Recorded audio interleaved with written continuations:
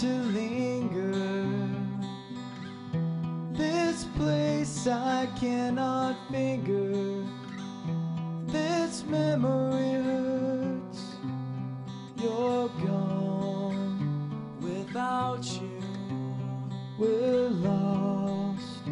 Without you, your faces seem to stay. These names have been replaced. We are so lost without you. Without you.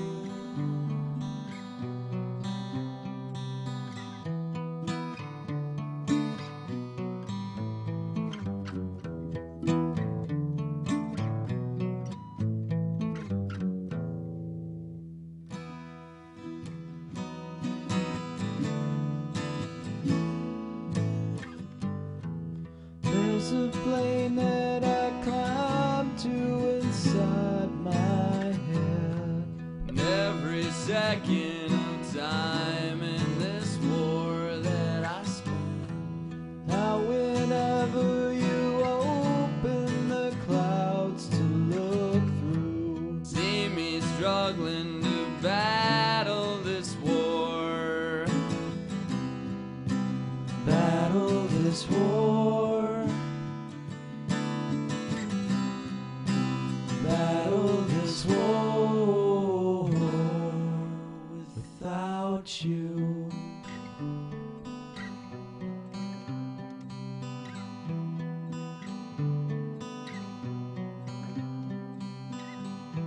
Now I'm forced to ask myself, not for you, somebody else.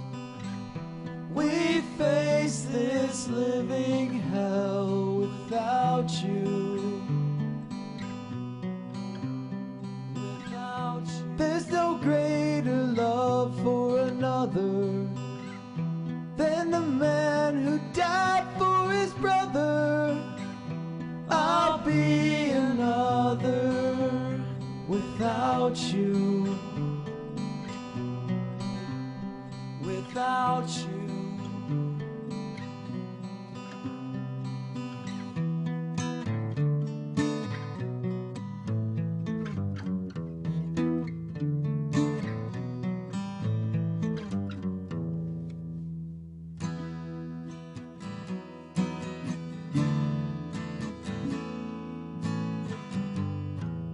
There's a plane that I climb to inside my head, and every second of time in this war that I spend.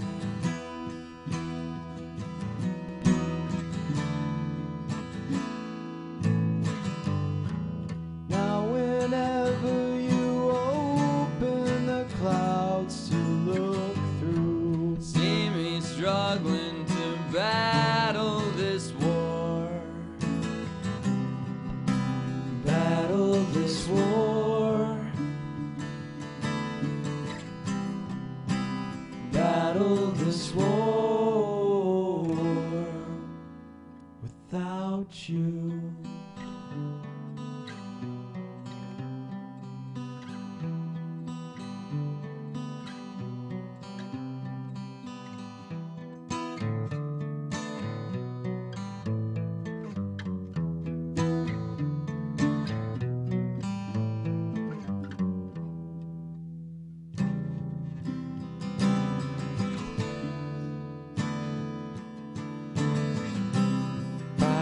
take back the past, I would take your place.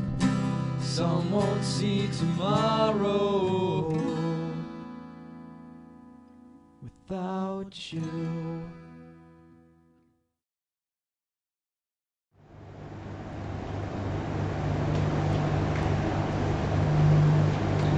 Welcome to the memorial ceremony for Sergeant Mark Vecchione. Please stand for the invocation. Remain standing for the flag. Let's pray. Our gracious Lord, it is with sadness that we come this day as we mourn the loss of our brother Mark, to honor his life, which was given in service to our nation. Fill us with your inexhaustible strength and courage to face the future. May we realize your nearness to bless and to help us as we call upon your name. Pray in your mighty and loving name. Oh, say, can you see by the dawn's early light what so proudly we hailed at the twilight's last gleaming, whose broad stripes and bright stars through the perilous fight, o'er the ramparts we watched, were so gallantly streaming, and the rockets rang clear, the bombs bursting in air, gave through to the night that our flag was still there.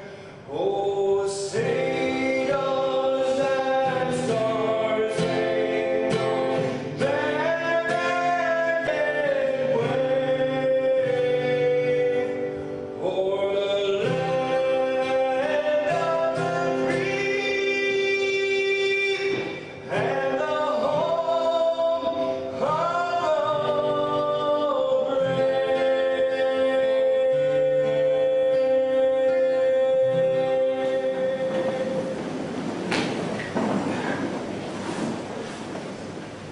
Sergeant Vecchione was born 11 January 1981 in Hyannis, Massachusetts. He enlisted in the Army on 15 November 2001 and proceeded to Fort Knox, Kentucky for one station unit training. Upon completion of one station unit training, Sergeant Vecchione arrived at Ray Barracks, Freiburg, Germany on 10 April 2002. He was assigned to Alpha Company 137 Armor, where he served as an M1A1 Abrams tank driver and loader. On 27 September 2003, he was assigned to Headquarters and Headquarters Company 137 Armor to serve on the S3 Staff Section. On 26 September 2004, Sergeant Vecchione was assigned to Bravo Company 137 Armor Battalion, where he served as an M1A1 Abrams tank gunner. Sergeant Vecchione's military awards include the Bronze Star, the Purple Heart, 2 Army Commendation Medals, the Army Good Conduct Medal, the National Defense Service Medal, the Iraqi Campaign Medal, the Global War on Terrorism Expeditionary Medal, the Global War on Terrorism Service Medal, the Army Service Ribbon, Overseas Service Ribbon, and the Combat Action Badge. On 18 July 2006, Sergeant Vecchione suffered fatal injuries while conducting combat operations in Camp Ramadi, Iraq. Sergeant Vecchione is survived by his mother, Cynthia S. DeLorius, and his sister, Lori Vecchione.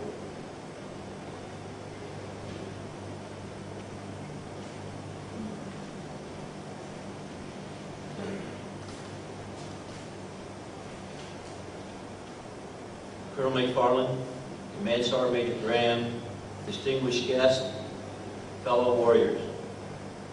It has been said that one must die so others may know the full value of life. We're all given only one life to live. It may end in an instant unfamiliar to one and all.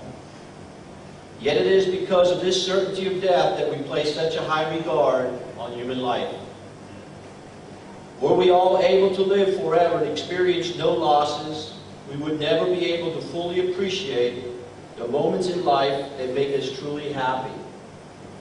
But just as happiness isn't free, the freedom to live life to its fullest has its cost as well. I met Sergeant Mark Vecchione back on 22 July 2003 in a place called Bandit Island in northern Baghdad for the very first time. It was the evening before becoming the Command Sergeant Major of Task Force 137 Armor during OIF-1. It was right outside the Tactical Operations Center, and I saw this young soldier looking miserable and looking like a fellow in need of a friend. I began engaging him in a conversation to see what was troubling him, and came to find out that he had just been verbally reprimanded by his supervisor for not performing his job as RTO to standard. During our conversation, I discovered that he had not been an RTO very long and still had problems getting it right. We talked for about 90 minutes about his job, his aspirations, his goals in the military, and how he could improve himself to better do his job. I remember that young man and the instant change in his demeanor as he returned to his workstation. As time went, he certainly learned the job of RTO and was often called the voice of the bandits, as many had gotten to know Mark by hearing him on the task force net passing on information and taking reports. Over the next few months, we engaged in daily verbal jousting, and it was evident that the confidence of this young soldier grew from day to day. During the halfway point of our deployment, he had learned his job so well that on several occasions, he forgot to inform the battle captain of decisions that needed to be made, and just went on to inform the units outside the wire of what was needed to be done. Those were the days when the task force was actually commanded by then PSC Mark Vecchione, unbeknownst to the command. And as you can see, he truly had learned his job. Heck, he even knew what was required of a battle captain. It was around March or April of 2004, and then Specialist Vecchione asked to move on to a line company to be on tanks. He wanted a new challenge. He wanted to become an M1A1 tanker. Besides, he already proven he could run a task force. However, a promotion to battle captain was certainly not in the cards. And so I sent him to become a gunner in the line company. It was his love for tanks and his job that kept him on tanks. He quickly adapted and learned as he had before. And he definitely found out what it was to be a leader. I recall the many conversations we had talking of leadership, being a non-commissioned officer, and what it took to be a good one. As a member of Bulldog Company, he quickly again became a valued member of that team, and he continued to grow professionally. The one thing he will most definitely be remembered for was his love for his soldiers. He would walk miles out of his way to assist them professionally or on a personal level. This love for his soldiers, his team, was his motivation to stay abandoned and join us for another deployment. While deployed here in Iraq this time, he spent many hours as a vehicle or tank commander in sector. He was, in fact, serving in this position when an enemy IED took his life. So we're here today to honor the memory of Sergeant Vecchione, an American hero who gave his life to make sure his crew were safeguarded first before thinking of his own safety. This leaves me with a few thoughts I would like to share with everyone. We should live every day as though it was our last. And always remember that we may be the only one person in the world, but also be the world to one person. John F. Kennedy once said, "Every area of trouble gives out a ray of hope, and the one unchangeable certainty is that nothing is certain or unchangeable." So to you, Sergeant Mark Vecchione, You are and always were truly a bandit, and honored our motto, bandits do not fail those with whom they serve to the very last. Farewell to you, my friend, and may God smile on you.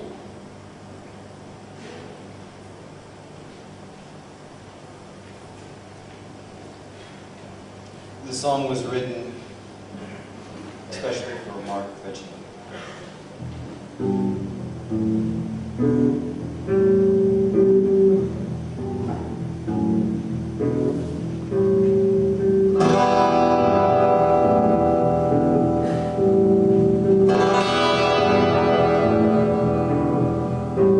One day, one soldier laid it on the line. He put his passions aside. One lover, our soldiers who laid it on the line. They put their own self aside. When one soldier dies, then ours dies. Now we must fill the ranks and we must never forget. No, that was his wish. One day, one soldier laid it all on the line. He put his passions aside. Our Savior, one soldier laid it all on the line. We were his passion inside. When one soldier dies, then progress dies. Now we must fill the ranks and we must never forget. You know that was his wish. And I don't know if this war is worth one soldier. And I don't know if this war is worth 10. But there's one thing I know, that I know for sure, that the cost of freedom is a high price to pay. Oh, the cost of freedom is a high price to pay.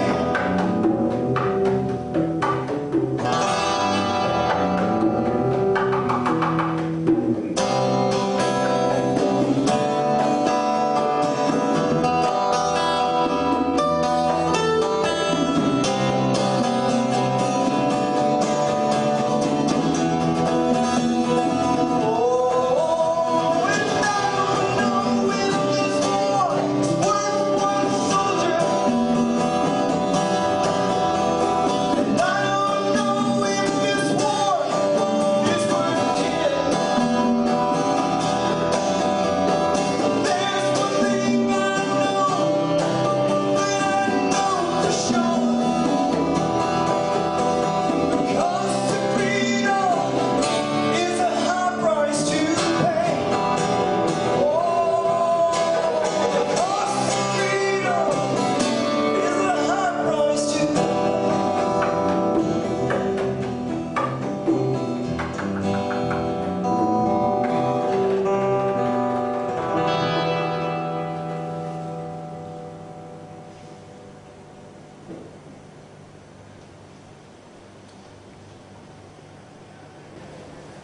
When I met Sergeant Vecchione, I had just gotten off of leave during the last deployment, and to my surprise, he was already trained for the job he had been doing for the past 4 months at the RTO at the top. He taught me a lot about working there, and in return, I taught him a lot about the Army. Before long, we became friends, as much friends as you can be when one works for the other. He learned very quickly, and I only had to tell him something once, and he was able to do it the next time without supervision. We worked together in some of the most stressful times, and he handled pressure very well. When we left Karbala, we were both ready to get out of Iraq, back to Germany to have a few years. So here I am today. I want to read a letter to him. It contains some things that I wish I could tell, that I wish I could have told him in person. Mark, I know you can't hear me. That's okay. I want everyone to hear this because you're a good friend of mine, and they should know. I haven't had very many friends in the Army, but you were one of the few. I remember the days back in Iraq the last time. Sorry was such a hard ass on you. You didn't know this then, what it was like to be an NCO, or what it was like to be a leader.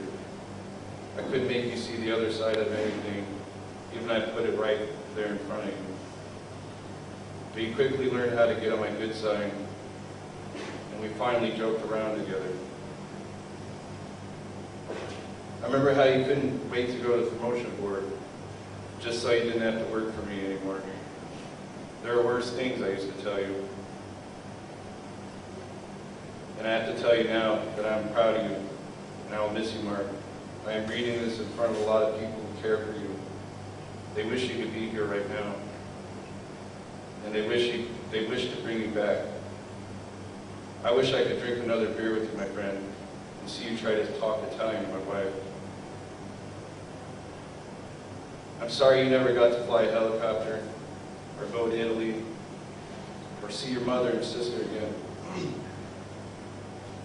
I wish I could tell you these things in person and not just in a letter that could never be mailed. I will tell you this, however, I'll remember you, and your actions will not be in vain. I'm sorry for your family and how they will never fill the void left by you. Goodbye. Arrivederci. So long.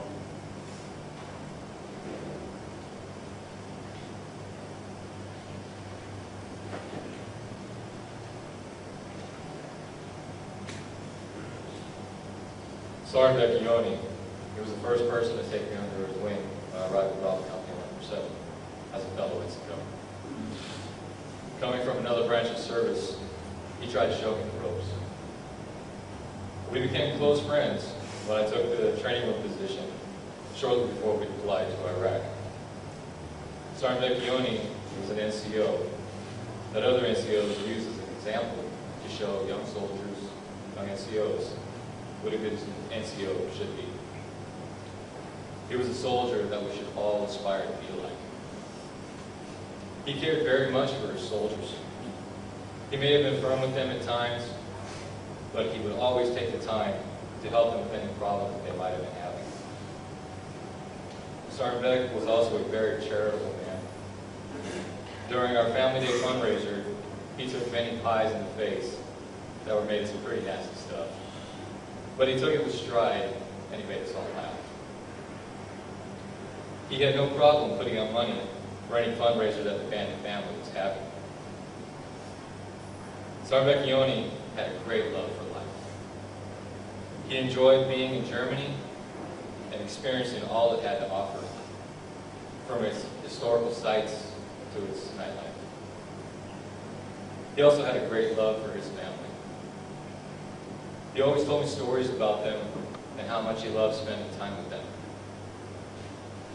Sergeant Vecchione was a family man, and he would have made a wonderful father one day with many great things to pass on. But in a way, he has done that with his soldiers, who always remember what he had to pass on to us, whether it be his knowledge, his strength, his laughter, his go-to attitude, love for his family, or his enjoyment of a good night out on the town. We all remember something special about him that we will always remember for the rest of our lives.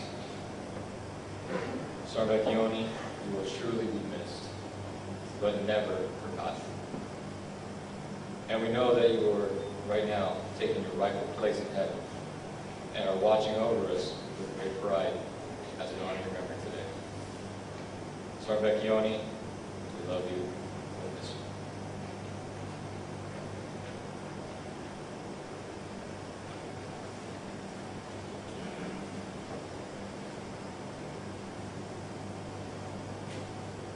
Sergeant Beck, it's me, J-Lo. I want you to know how much you will be missed and never forgotten. You're the best wingman that I've ever had and will ever have. No one will take your place as poor golf, my peer, and truly my friend. You're the best role model I've had since I came into the Army, and I've learned so much from you, and none of it will be forgotten. I'm really going to miss our trips to DPEC, PX, and everywhere else we used to go. I never went anywhere without you, and believe I still won't. I know you will always be with me. I'm really going to miss you. You're like my brother. You made me laugh, and you're always concerned if I have a problem. You helped me with a lot, and I'll try my best to be the great friend and NCO that you were. I want your family to know that you couldn't ever stop talking about you all. You loved them a lot and showed me how important family is. You also could never stop talking about one little guy, your nephew. I remember you telling me about showing him how to play a game that his mom really didn't approve of, and getting caught by her, and you tried denying the whole thing. You really loved and really enjoyed the trip home on the environmental leave. One thing you told me was when I go home, to cherish every second with my wife and my little girl, because it goes so fast. So Beck, when I go home, believe me, I will. I am starting right now. I'm going to miss you, bro. We all really love you. And we all know you're watching over us right now, and I feel safer than ever.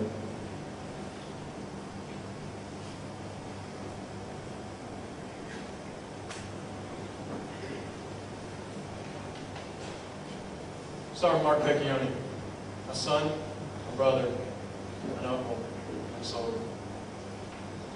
Sergeant Beck, as most everybody knew him by, with his Stallone-esque voice, carried himself, lived, and most definitely was a true American soldier.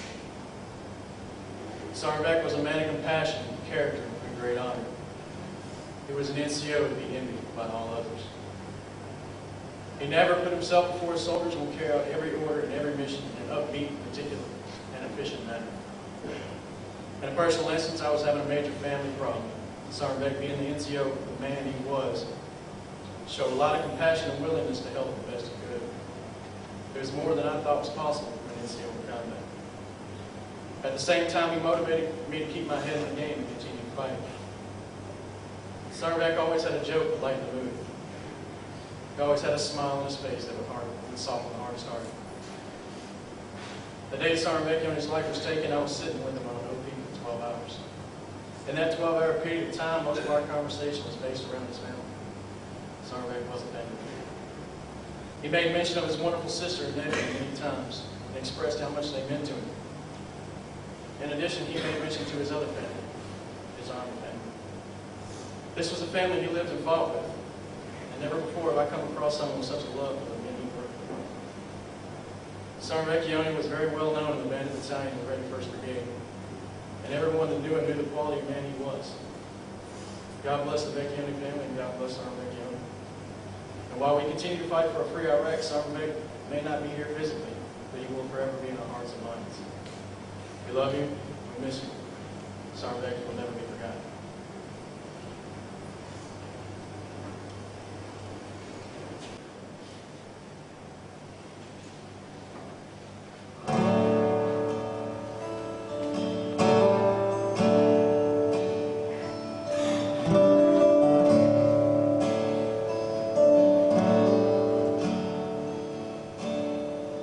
There's a land that's filled with pain.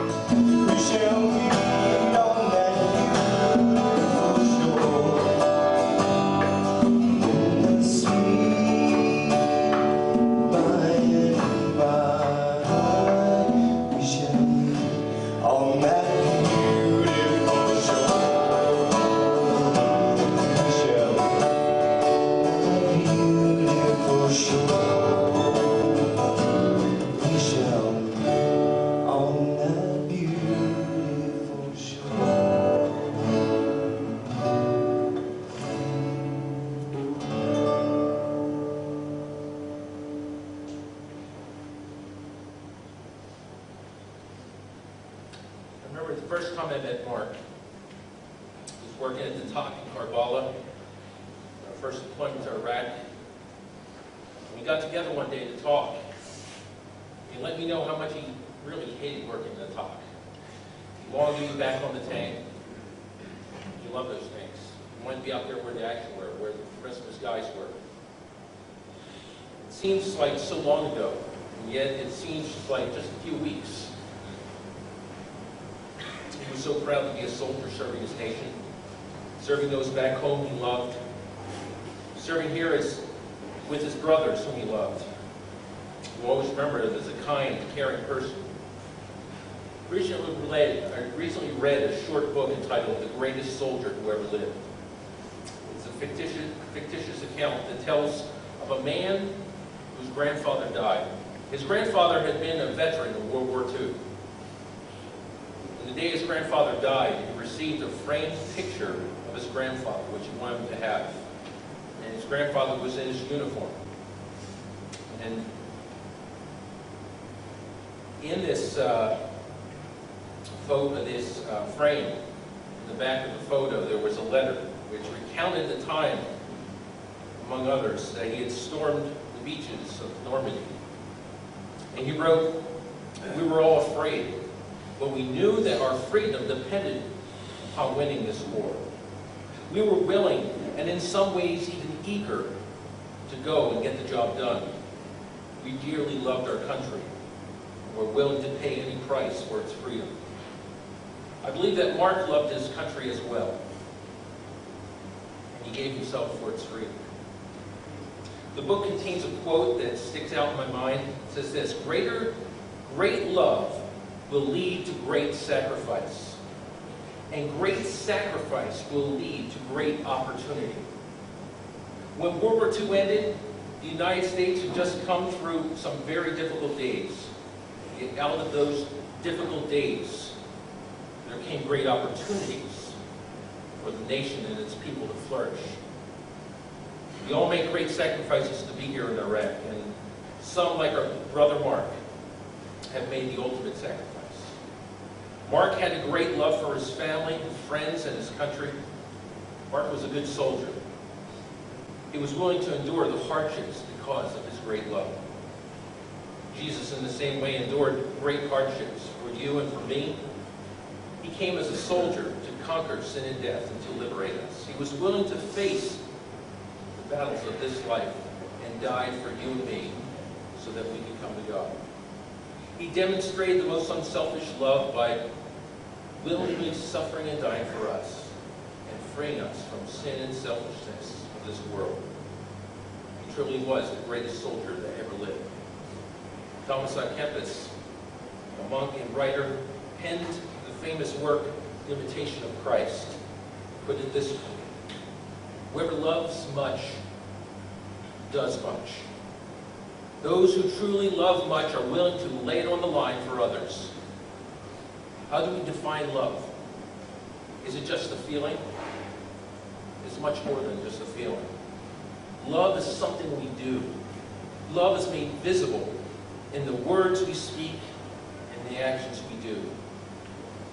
Someone, an anonymous author, once wrote, "What is love? It is silence when our words would hurt. It is patience when our neighbors hurt. It is thoughtfulness for others' woes. It is promptness when duty calls.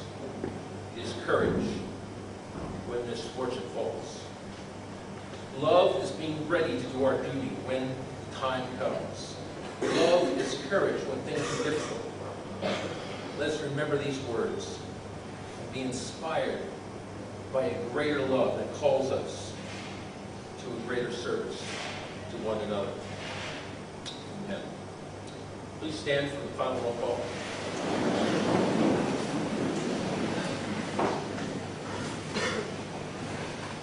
Excellent! Time! Here for Sergeant! Sergeant Spicer! Here, First Sergeant. Staff Sergeant Alana! Here, First Sergeant. Sergeant Vecchione! Sergeant Mark Vecchione!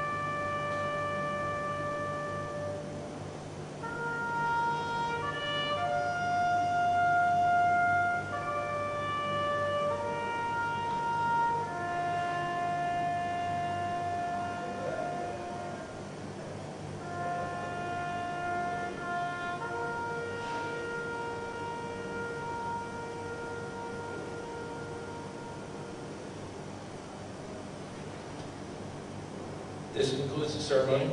Those who desire to express their final respects may do so. We ask that you please remain standing until the official party departs and our distinguished guests have rendered their honors.